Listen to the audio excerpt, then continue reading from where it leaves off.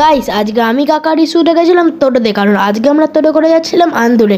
এরপর টোটোতে করে আমরা ছিলাম 63 বাস স্ট্যান্ড থেকে আগে টোটো ধরলাম, কারণ আমরা যাচ্ছিলাম আন্দুলে। এইটা হচ্ছে আমাদের ফার্স্ট প্যান্ডেল। এইটা পুরো উল্টো করা ছিল, আর এর পিলারগুলো উল্টো ছিল, ওপরে ছিল মেঝে আর নিচে ছিল ছাদ। দেখো প্যান্ডেলটা কত সুন্দর দেখতে লাগছিল। এরপর এই প্যান্ডেলে আমরা ভিতরে গেলাম, ভিতর থেকেও দেখো চারিদিকে উল্টে পুরো ক্লাসরুমের মতো মনে হচ্ছে। আর এর সবচেয়ে বড় ঠাকুরটা দেখো কত সুন্দর দেখতে লাগছিল।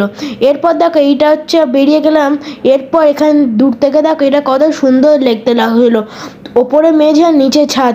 এরপর দেখো এটা হচ্ছে আমাদের সেকেন্ড প্যান্ডেল। এইটা আমার দেখা সবচেয়ে ভালো প্যান্ডেলের মধ্যে একটা।